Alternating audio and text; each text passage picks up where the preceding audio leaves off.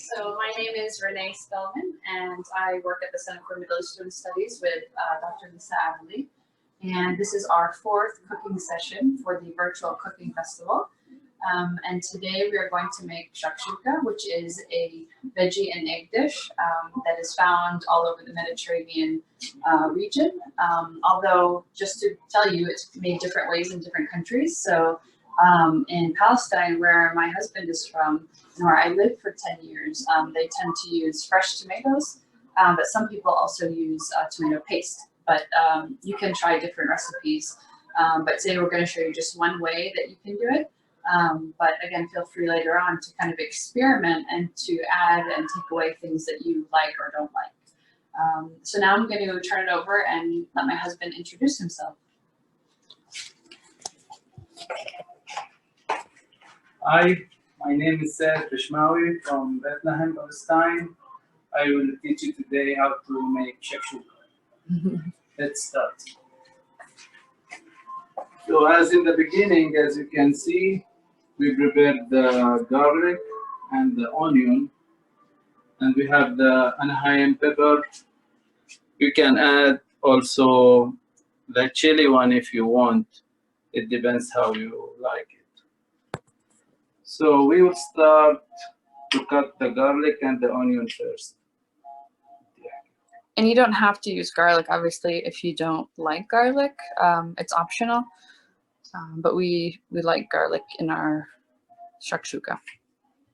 And the garlic, you can obviously cut it as big or as small as you like, depending on how much flavor you like, and if you like it in big pieces or not. And then the onion you cut up in fairly small pieces, but not too small.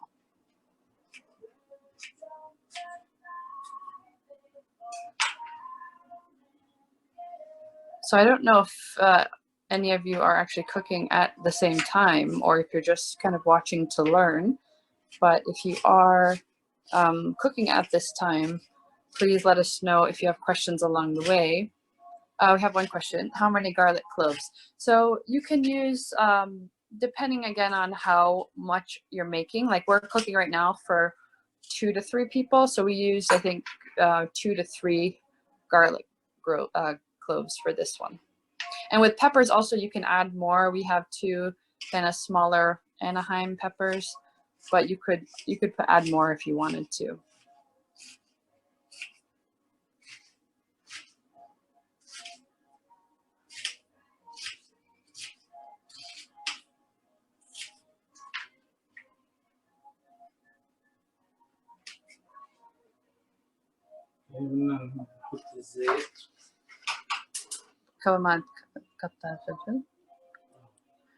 Okay, so now we're over here in our frying pan. We're going to add some olive oil. I think we put on the ingredients 2 tablespoons, but we kind of always peel it out and kind of pour and see what we think is good. But 2 tablespoons is a good start. If you like less oil, you can put a little bit less.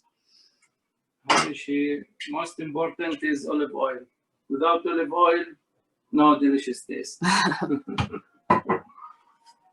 And you want to put it on a medium heat. Yes. Not too high, so that the oil kind of starts burning and flying off.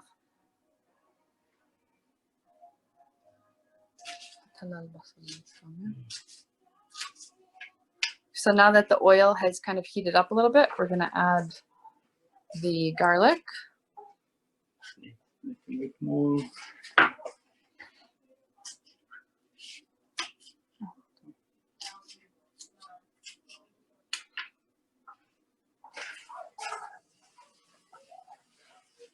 هذا الخشب هنا من هون.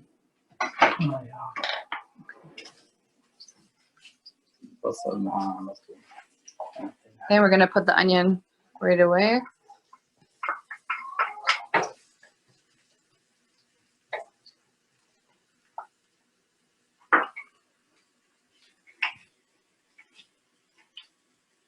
So if you have an electric stove, you might have to wait a little bit longer or less longer. I'm not sure how electric stoves work, but we have a gas stove, so it heats up pretty fast. And it can get hot pretty fast, so sometimes you have to you know, after it's been on medium for a bit, we lower it just a little bit.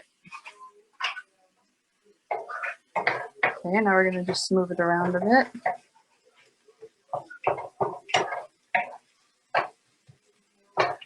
So we let it in the olive oil until it gets a little bit brown.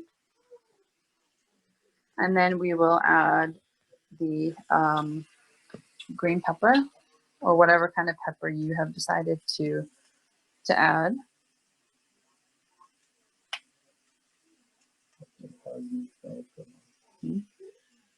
So we're gonna turn the heat down a bit.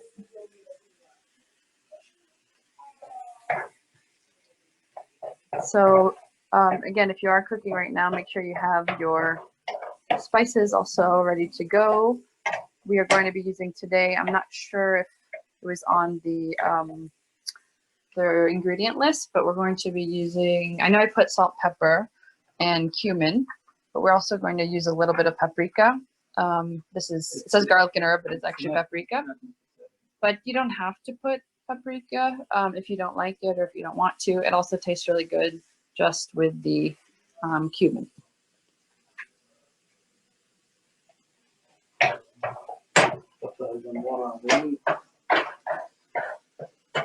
Oh.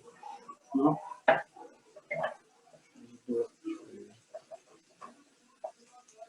So yeah, we're gonna let this cook a little more, give it a little more time. And so while we're waiting, like I said, he's been cutting up the pepper, and now we're gonna start cutting up the tomatoes. Some people will peel the tomatoes, but it's not very common. That's just if you don't like the skin in it. But we cut the tomatoes pretty small, so you don't really notice the skin.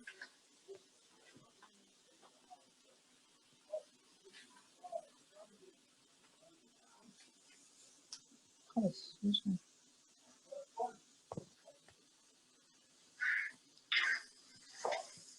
There is also a way where you could just cut the tomatoes in slices so that they're basically circle shapes. That's fine too. You can kind of do it as you like.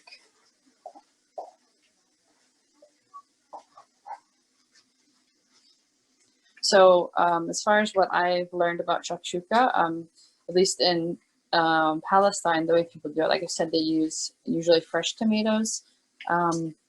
But in North Africa, I've heard that people use tomato paste and something called harissa, which is like a hotter kind of paste spice. But we won't be using that today. But I encourage you to try different versions because, yeah, there's so many options and so many fun ways that you can do it, and they all taste really good. I'm gonna check here and see how it's doing. So it's starting to get a little bit brown, which is good. It's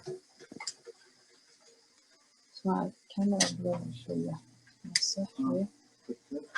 Camera.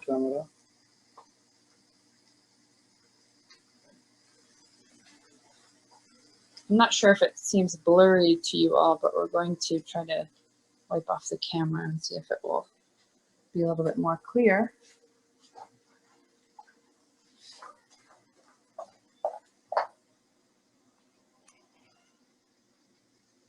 Okay, I'm not sure if that's better or if it was the same, but hopefully you can see everything pretty well. And so usually when we make this dish, we always have, after we finish the dish, we put it on a plate, bring it to the table, and we'll have sides of veggies and then olive oil and something called za'atar. It's a spice that they dry and crumble up and blend it with sometimes sumac and sometimes some other spices. And usually people will dip bread in the olive oil and then in the za'atar and eat it. And usually when we eat the shakshuka, it's kind of like one shape. It's a round shape. And people eat it with bread rather than a fork or a spoon. So you kind of take a piece of bread, dip it in, and eat it with your hands. But of course, you're welcome to eat it with a fork as well. Okay, so now we've added the green peppers because the onion and garlic had browned a little bit, enough to give it a little flavor, but not to be burned.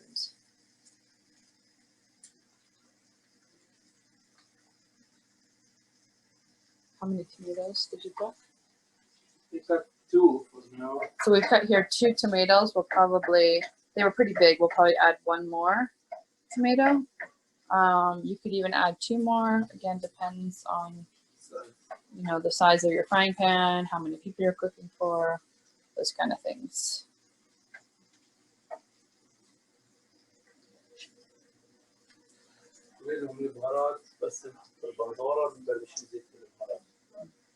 So we haven't added any salt or pepper or anything at this point. We'll add that after we put in the tomato.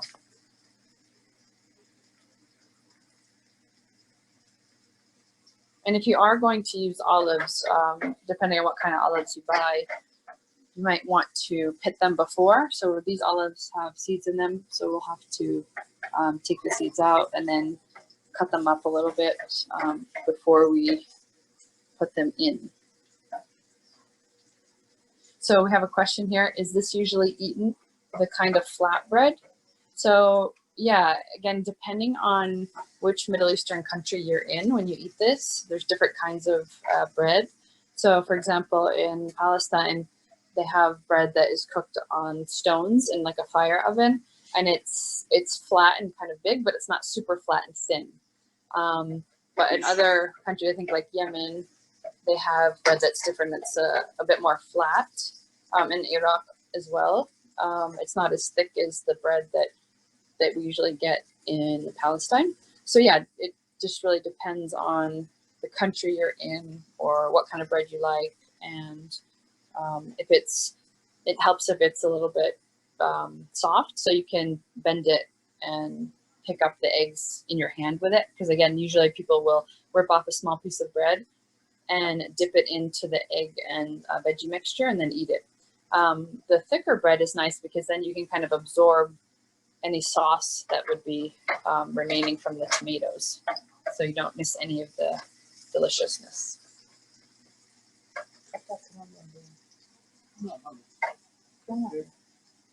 So we're going to add one more tomato.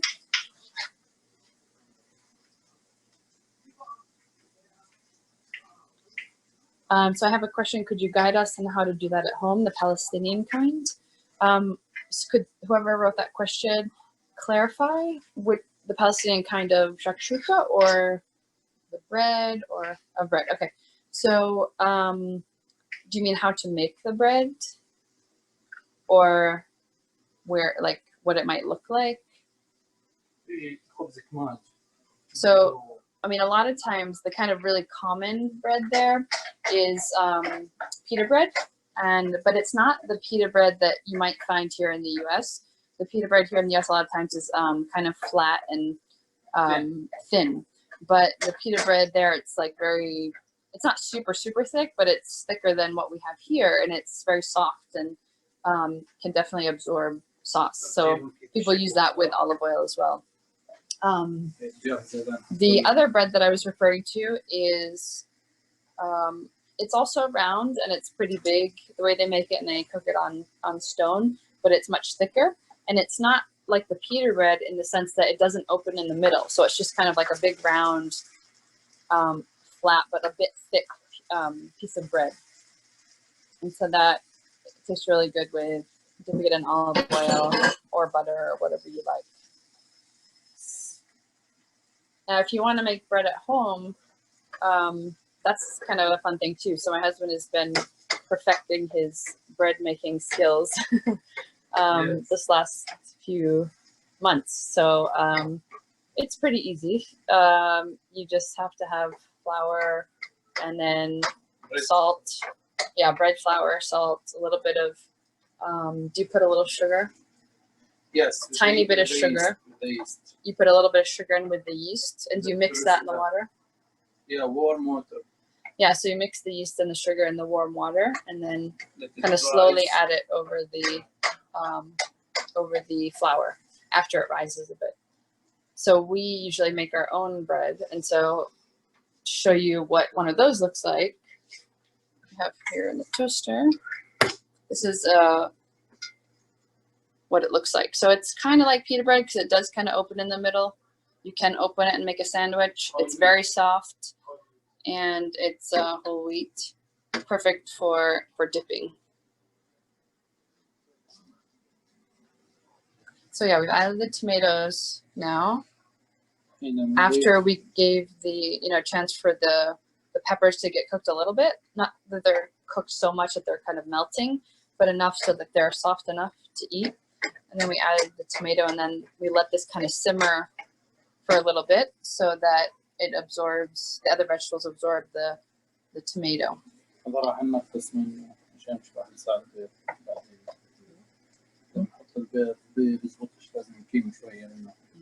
Okay, so if you have a lot of veggies and it's full in the frying pan, if you want to save some for later, if you want to do two separate like mini shakshukas, for example, you could, like once this is cooked, once the veggies are cooked, you can take a little bit out and put it on another plate and then add the eggs. So that way you can make two separate ones if you don't want to share one big one with someone else.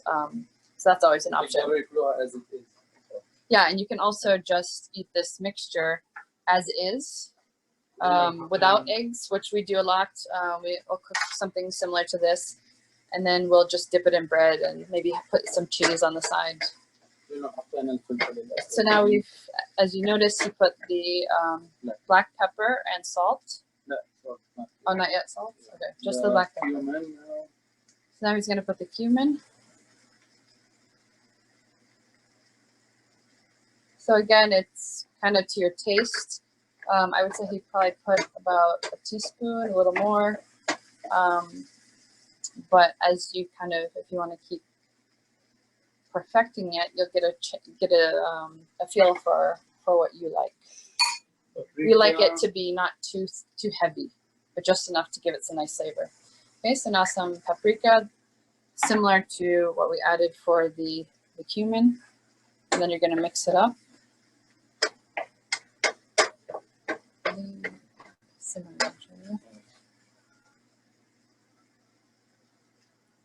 So we're going to lower the heat just a little bit, give it a chance to simmer. So we're going to lower the heat and let it simmer a little bit. Now put some salt. Okay, so I would say about a teaspoon of salt, maybe a little more. Then mixing it up so everything's kind of all together.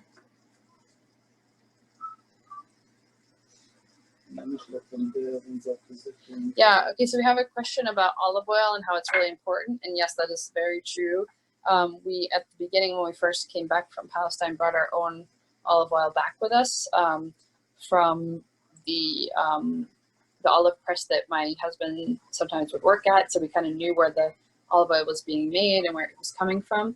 Now that we've been in Tucson for a few years, we finally found a really good olive oil that we like, and so we can recommend it. We get it at Trader Joe's. It's Greek Kalamata olive oil, and so this is Greek olive oil, and it's really good. We really like the flavor and the texture. It's not too thin, and you can just dip bread in it with a little bit of za'atar, or just dip bread by itself, and it's really tasty. So that's what we usually stock up on. We buy like 3 or 4 bottles at a time since we use so much olive oil. So yeah, that's one recommendation. You have another recommendation? What's the other one? We have one of these from Sicily. Oh. Any kind from Mediterranean. Right, but some of them are thinner than others. Yeah. This one we like it because of the, it's not too thin, but not really overly thick. So in Palestine, my husband's from a town called Beit Zahor, which is right next to Bethlehem. and then there's another village next to Bethlehem called Beit Jala. And so basically Beit Jala is known all around the West Bank for having the most richest, tastiest olive oil. It's very heavy, but very rich in taste, because the olive trees there are very old, and so has a very particular taste. And then so also in the north of the West Bank and Ramallah area, and north of that, Nablus and other surrounding villages, is where most of the olive oil comes from. So basically people, if they have their own trees in Bethlehem, Beit Jala, Beit Zahor, they'll eat that olive oil, but if they have to buy, it'll usually end up coming from somewhere up in the north. And that olive oil is also really good. It's just not as heavy or as thick as the Beit Jala olive oil. And also it's really interesting because in the West Bank, you still have the old olive presses, and there are now newer, kind of more modern olive presses. But the old one is really amazing because you see, how the process was, hundreds of years ago, how they have like a stone structure that, crushes the olives. But obviously the newer, kind of more expensive equipment is preferred if people have, that money to upgrade to that. Okay, so now we're going to, so just to note, with the eggs, you can drop them in, like just a, poached egg. Right. Yeah, just like each egg, you can just drop it on the top if you want. That's one way that people do it. What we do is we put them in a bowl and mix them up, almost like scrambled eggs or an omelet first. So either 3, 4 to 5 eggs you could use, again, depending on how much veggies you have. So you mix it up really well.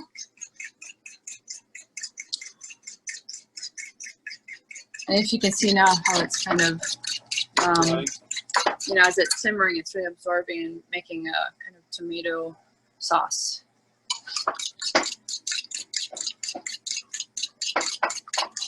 So the very last step will be to add the olives, which he started to pit them here. And so they're pitted, and he'll just cut them a little bit. They don't have to be really small. But you don't need to put them in at the beginning because they don't really need to be cooked. They're just kind of an added flavor. And so remember too, to not put too much salt in the mixture if you're going to add olives, especially these olives, because they are salty. So you don't want to make it overly salty.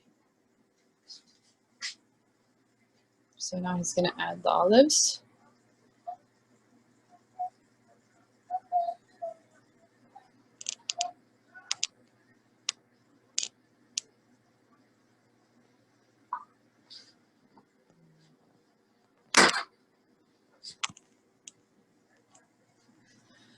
Again, olives are optional. Not everybody puts them, but we really like it. It adds some really nice flavor. When I spent a little time in Morocco, and I had Moroccan friends who would always be cooking and teaching me how to cook Moroccan food, I know that they use a lot of kind of sweet, salty in their cooking, and so olives are used quite a bit in Moroccan or North African cooking.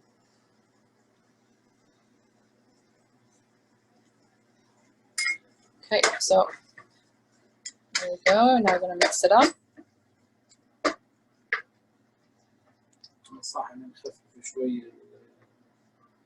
There. Now we're going to take out a little bit of the mixture so that it doesn't overflow too much with the eggs, and so that we can make a separate one.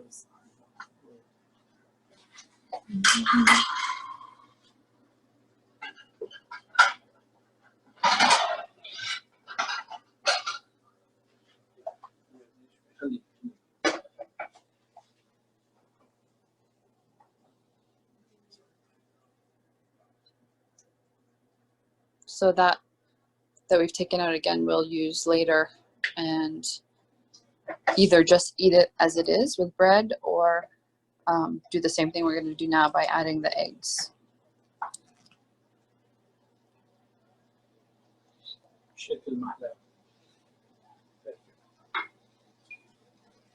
Okay, so now that it seems ready, the sauce, we're going to pour the eggs over it.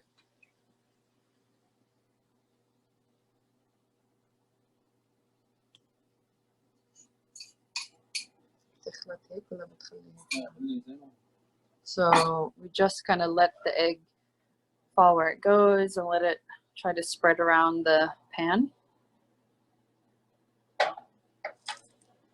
And so unlike kind of the omelet that maybe we're used to in the US where you flip it, you know, on the side, this one stays flat like this.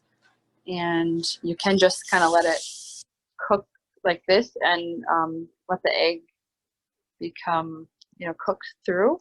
Or what we do, what my husband's kind of come up with, is that we use this kind of small pizza pan, and I think in a few minutes, right? Yeah, just 1 minute. So what do? You actually put it on top of it? Yeah, I start with this like that, and then flip it Flip it over over, and then flip it back again to let the other side. this face facing the pan. Right. So that's a little bit complicated. So I don't feel that you need to do that, but he will, you know, cover the top, flip it over, and then make sure that this side is then the one that's down towards the hot part of the frying pan to ensure that it's all cooked through. But you know, eggs cook pretty easily, so I think even if you just cover it up, that'll work just as well. You can mix the two as it is. We like the shape, but you can mix the eggs and that's it. Yeah, right. You could mix it like scrambled eggs if you wanted, but we usually just keep it the one piece circular shape. So make sure it's kind of solid. Yeah, so we wait for the eggs to cook a little bit more before he does his kind of flipping. I leave it to give it a time, like 1 minute. The diamond say.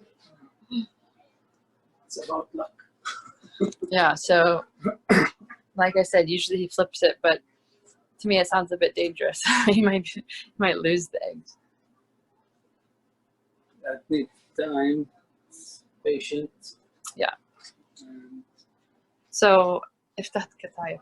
So just while we're waiting, we could tell you about another Mediterranean dessert. It might again be made in different countries differently, but especially in Ramadan. yeah. So this pastry here, it's made during Ramadan usually. It's called katayef or atayef, depending on which dialect of Arabic you speak. And basically, it's like mini pancakes that are stuffed with either cheese and honey, or walnuts and coconut pieces and cinnamon. And then it's flipped over and it kind of sticks together. You just pinch the edges, and it sticks together. So they're really delicious. So maybe we could do another session on how to make these because they're super easy, but also just really good and healthy snacks. And then you can just put some honey over them, as you know, like almost like if you're having pancakes, you would put maple syrup. You could just put some honey to add a little flavor or sauce. So this is the walnut and coconut and cinnamon mix. Yep. And then the cheese, you mix it with, what do you mix it with? The cheese is honey and cinnamon. Yeah, so And honey, this is white cheese. so cinnamon in both of them. Yeah, it's the white soft cheese that here in Tucson you can get. The Mexican. Yeah, I'll just show you just in case you're interested. Wait. Oh, here it is. Oh. So this is the kind of cheese that he used for it. Obviously, it's not the same cheese used in Palestine, but it's something that he found that worked here to do it, and it's a soft enough cheese that seemed to work. Okay.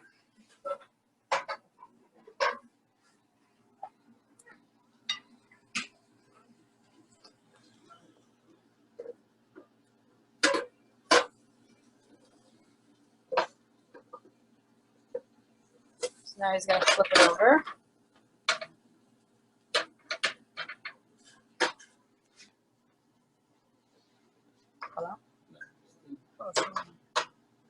So this is what it could like when it's done. What he usually will do is put it back. He put this end on the gas so that it can cook that other side a little bit.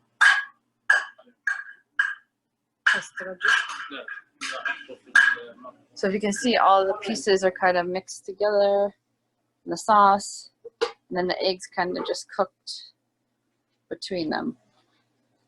So it's like a big whole omelet with everything mixed together and not folded.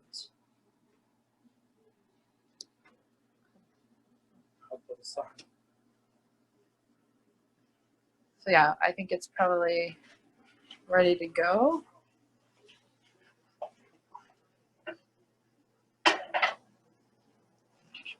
Have it.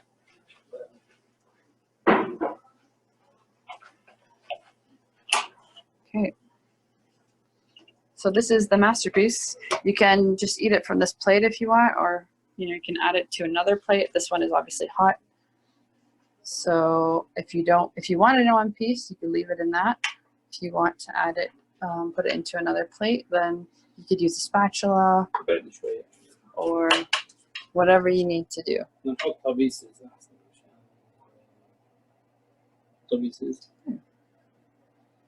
So he's going to take it apart in pieces.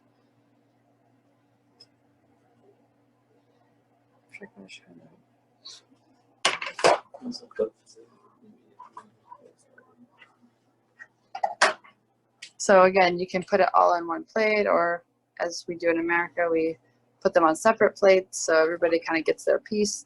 Or you could use the extra sauce you have and just make another one, another large one like this. And you've got shakshuka.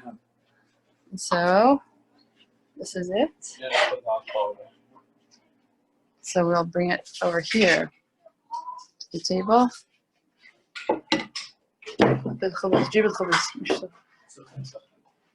Okay, so here we have our olive oil za'atar. We have the bread that you use to dip it, and then the side vegetables, to kind of eat. So show them how you would eat it. So you'd open up the bread.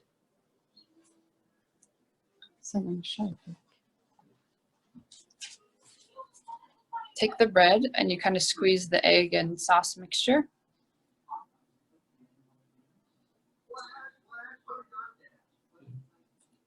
And you eat it. Of course, you're welcome to use a spoon, a fork, whatever you need to do to eat, but this is how we do it. So are there any questions for the actual making? It's quite easy. And I think it's pretty straightforward, but again, feel free to, if you do try it, to experiment, add different things. You could add colored peppers instead of green peppers.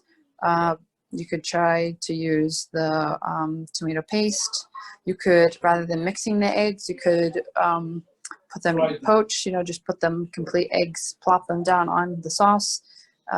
So there's lots of variety in this dish and a lot of flexibility. And it's just a fun and easy dish to do. You can do it for breakfast. You could do it for lunch, dinner. It works any time of the day. So let's see if we have any. Okay, we have one more question. Somebody the oil surfaced. Look, as oil is, and I just don't know if anybody is more. Okay, so someone's asking that when they were simmering the onions and the garlic, that it seemed that hers soaked it all up. So that might be that you didn't use enough. If you felt like it was dry, you could add a little bit more olive oil. If you feel like it's too oily, then you might have put a little bit too much and you could take a little olive oil out. Again, it's hard to say, to actually measure it, because we just kind of go with our gut. You kind of just feel it. That's kind of how Mediterranean cooking is. But I guess you could start out with maybe a tablespoon or a little less, and then it's better to put less, because then you can add more if you feel that it gets too dry. But definitely the onions and the garlic shouldn't be sticking to the frying pan. They should be kind of absorbing the olive oil so they can get that kind of browned color without actually being burned. Good question.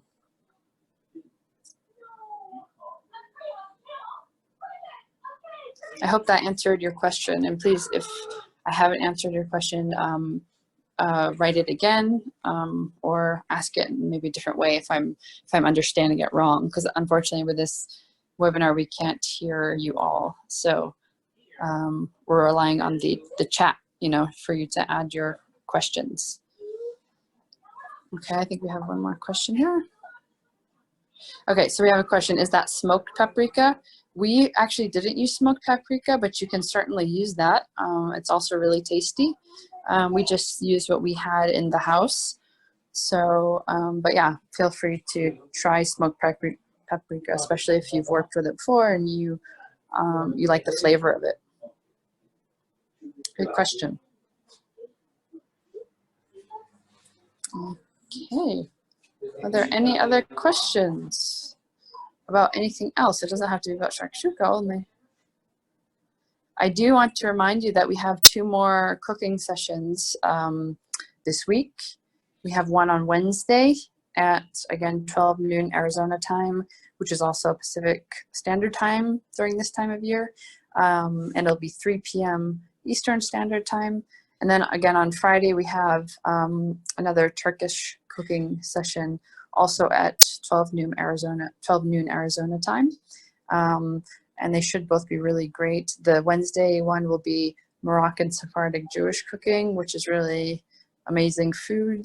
And Brittany is just a great cook, and she's really amazing. So I hope you all can join that. But just so you know that all of these will be or are being recorded and will be added to the website, hopefully within the week here.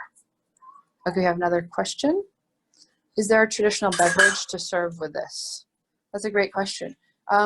A lot of people will, for breakfast kind of type foods with, you know, anything with bread and olive oil and veggies and eggs and that kind of thing, will drink tea.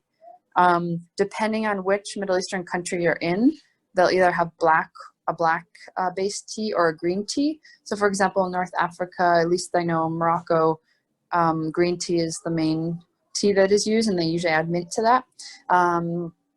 In Palestine, because it was colonized by the British, you know, and they're kind of big black tea drinkers, that's the more popular kind of tea. But, you know, of course, everybody drinks different kinds depending on whatever tea that they like. So yeah, tea works really well with this, with the kind of the warm bread and the egg and veggie mix. So I would recommend that, definitely. That was a good question. Let's see if there's any more. All right, I think so far I've answered all the questions. If you have any other questions, feel free to email me. Again, I'm Renee Spellman. I'm the one that's been sending out the emails. And I hope you've enjoyed the cooking festival so far. And sorry for any glitches. It was kind of the first time that we've organized a fully virtual cooking and cultural festival online. So we're still kind of trying to perfect it and see how it best is going to play out for the participants and the presenters as well. So thank you for your patience in that. And we are hoping to do more, even if not more cooking sessions like this, to maybe have some more recorded and added to our website. And we'll certainly let you know if and when we do that, so that you can keep trying fun and exciting dishes at home, because it's always fun to get out of your kind of normal cooking style and traditions to try new things. So we always encourage that. Thank you again so much for joining us today. And I just want you to say bye to Saad. Yeah. So Sahtin wa Afia means like two healths and health. So you usually say it like bon appetit, yeah, when someone is eating. So we hope you enjoy it and that you try it on your own. Have a great rest of the week, and please make sure to check out the other 2 cooking sessions coming up. Thank you. Bye-bye.